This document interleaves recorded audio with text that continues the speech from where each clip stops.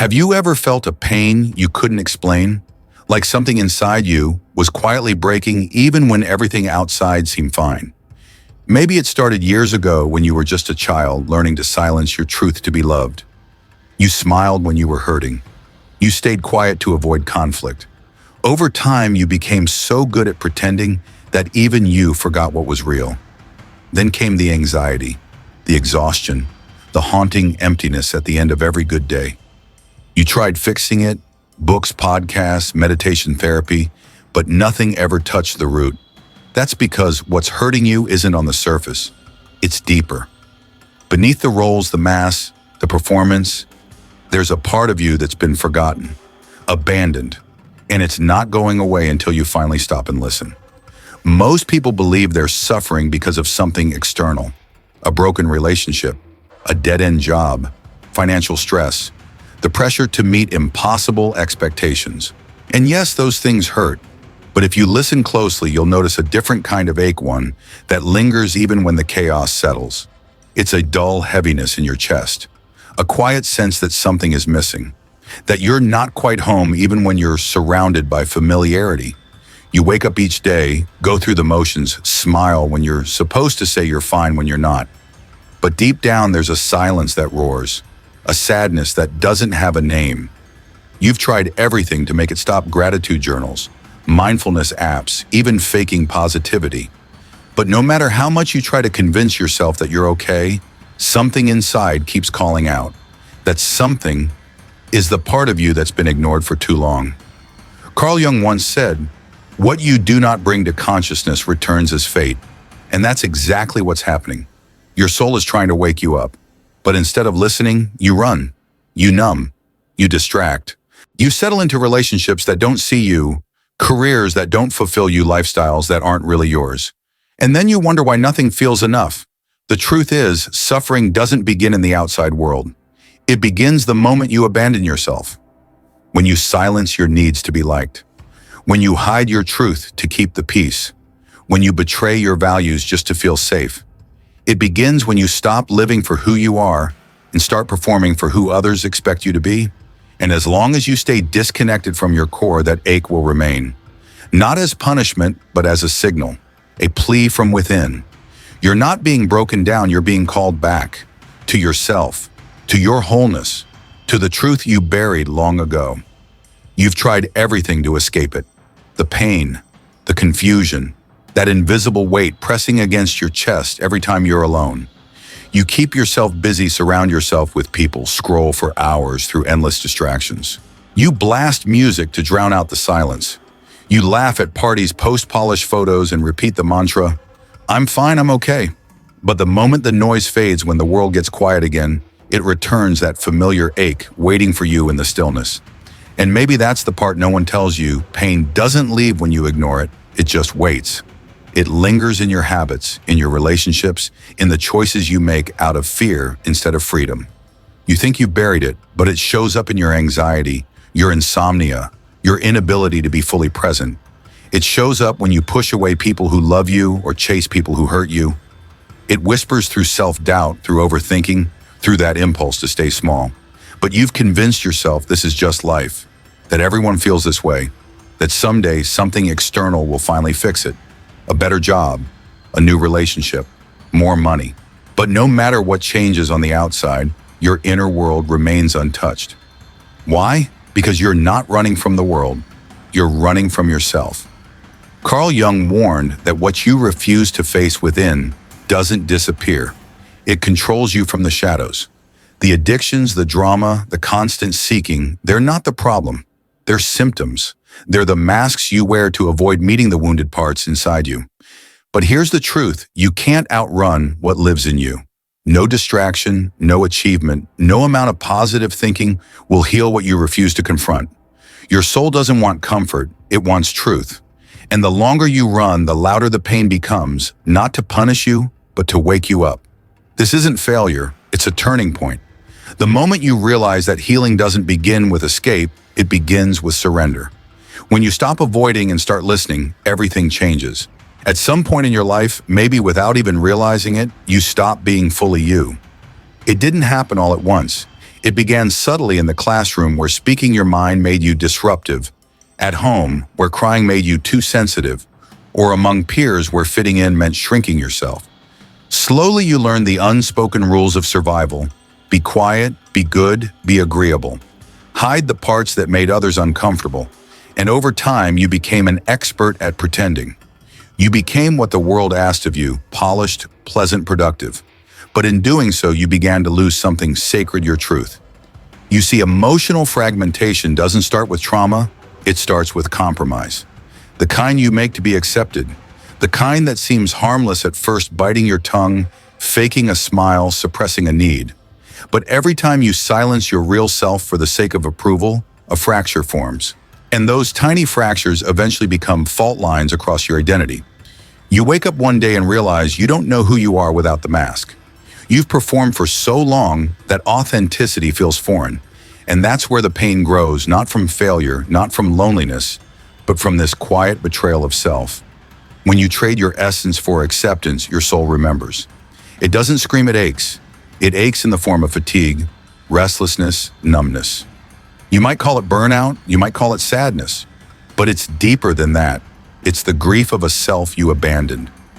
Carl Jung called it the tragedy of living a life that's not your own. And that's exactly what emotional fragmentation is, a slow erosion of who you truly are in order to become who you think you're supposed to be. But here's the most painful part. Even if the world applauds your performance, your soul knows it's a lie. And eventually that lie becomes too heavy to carry. The cost of pretending outweighs the comfort of belonging. And when that moment comes, when the mask starts to crack, you're not breaking down. You're breaking free. Most people view pain as a problem, to be solved, an enemy, to fight something, to eliminate as quickly as possible.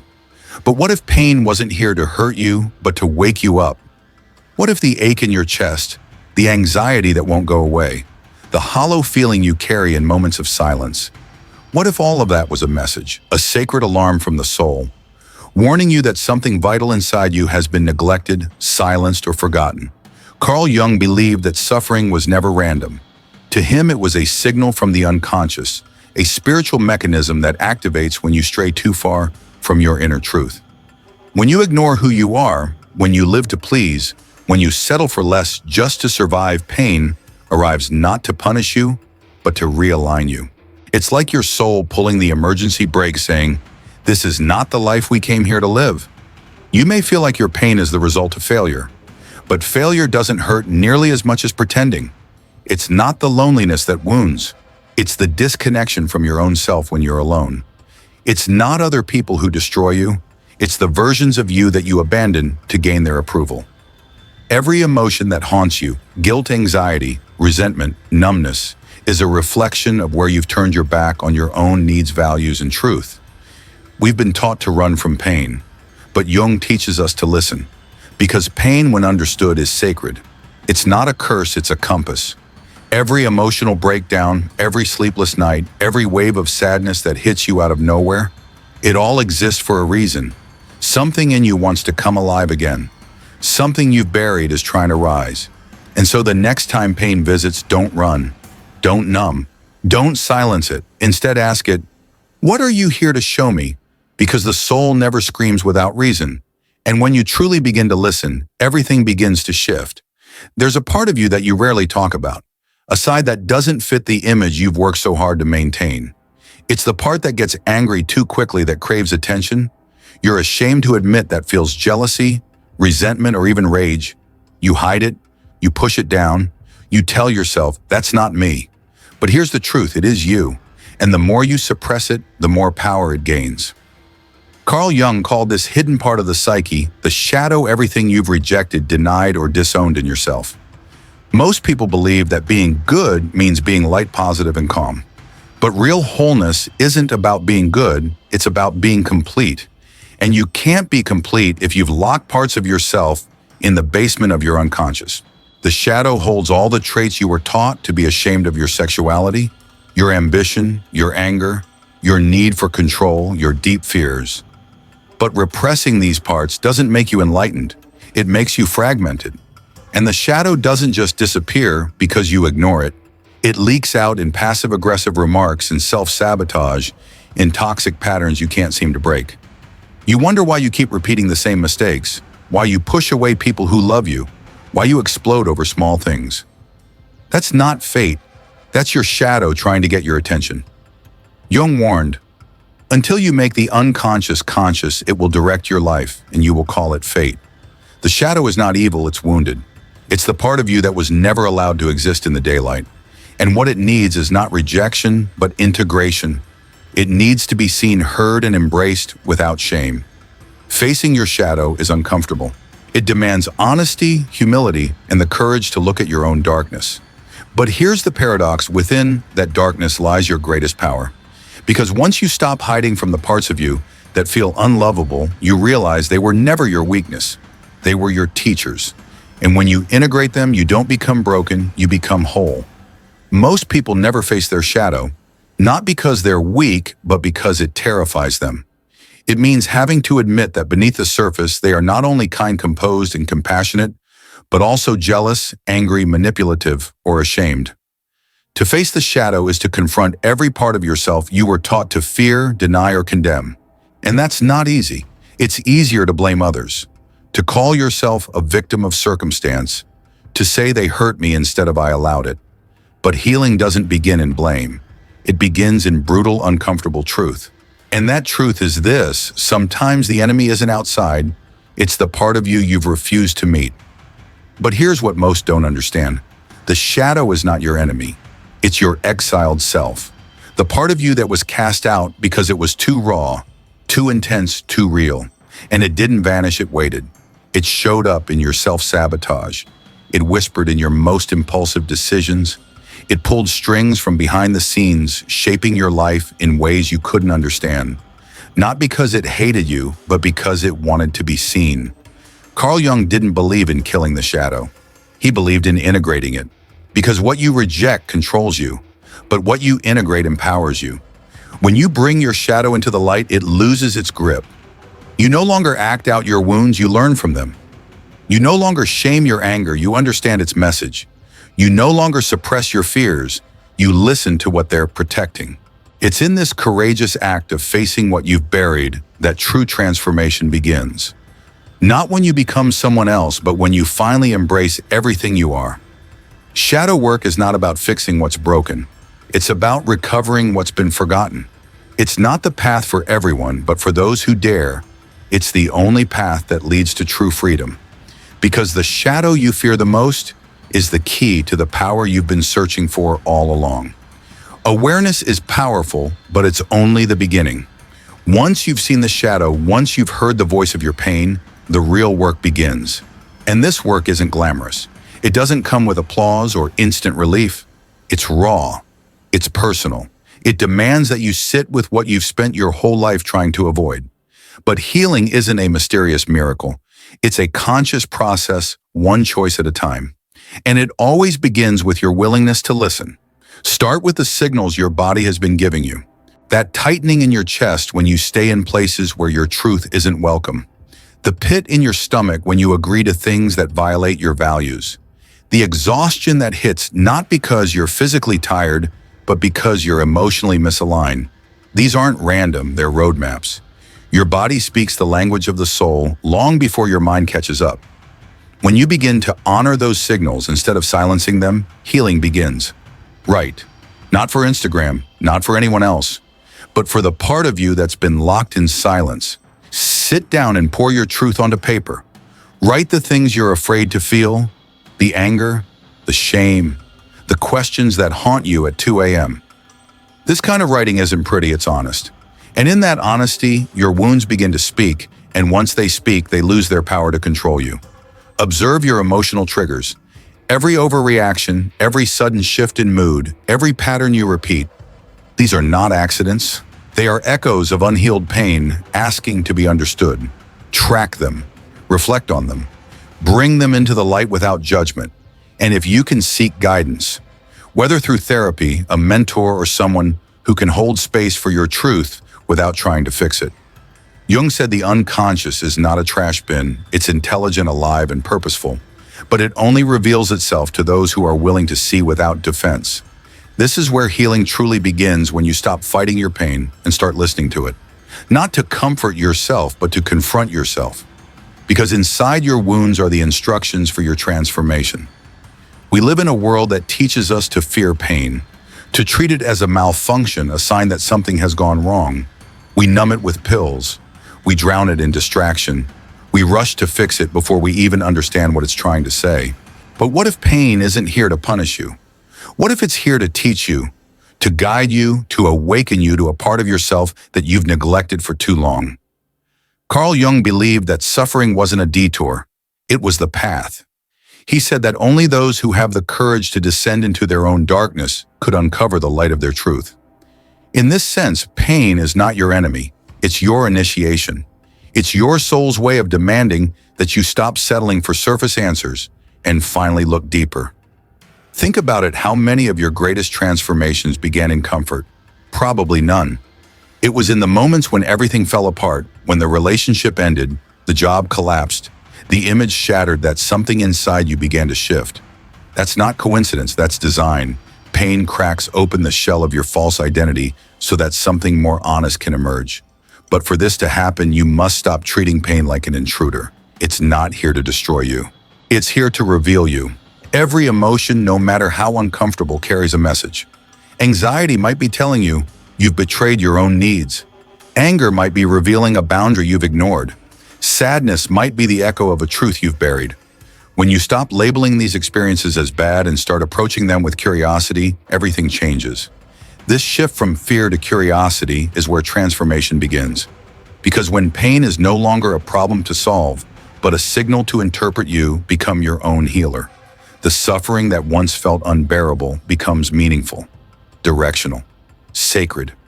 You were never meant to live numb.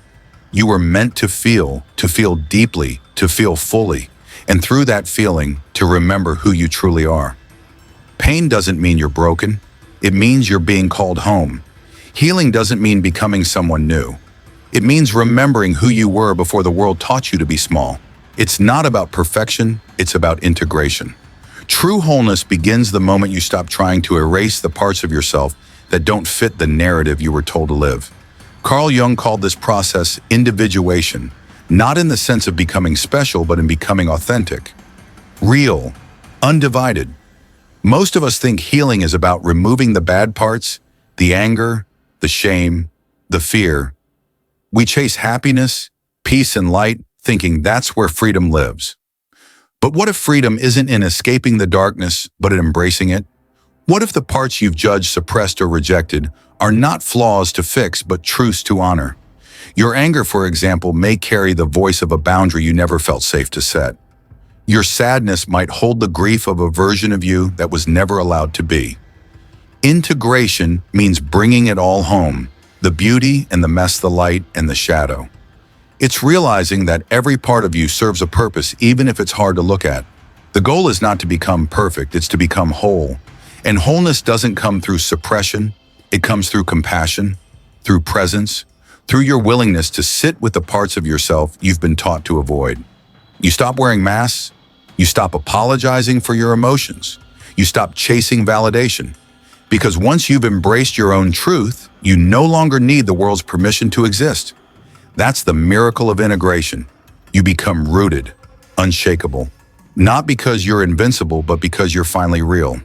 And in that realness, suffering begins to dissolve. Not because life gets easier, but because you stop abandoning yourself.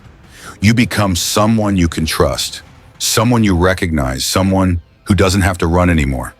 That's what it means to be whole, not perfect, not polished, but fully alive, fully human. And that is where your healing becomes irreversible. Once you've seen yourself clearly, your patterns, your shadow, your pain, you can't go back to sleep.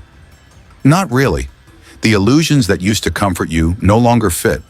The roles you used to play feel hollow. And the spaces you once tolerated now feel suffocating. That's the cost of awareness. Once you wake up, pretending becomes unbearable. And so you're left with a choice: continue living by default or start living by design. Carl Jung believed that individuation wasn't a destination, it was a responsibility. Because when you awaken to your truth, life stops being about survival. It becomes a calling, A conscious choice to show up fully, to no longer betray yourself for belonging, to stop watering yourself down to be digestible. This kind of life is not easy, but it's real, it's honest, and it's deeply liberating. You begin to notice the things that drain you, not just people, but patterns. You feel the weight of every yes that should have been a no. You stop agreeing to roles that shrink you, stop participating in dynamics that keep you stuck.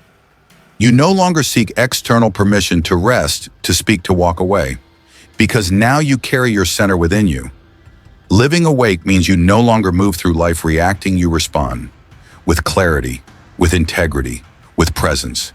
You start to choose peace over performance, depth over distraction, truth over comfort. And in doing so, you reclaim your time, your energy, your sovereignty. But this awakening also comes with an ache, a quiet grief for all the years you spent disconnected from yourself. And yet that grief becomes sacred because it births something powerful: purpose.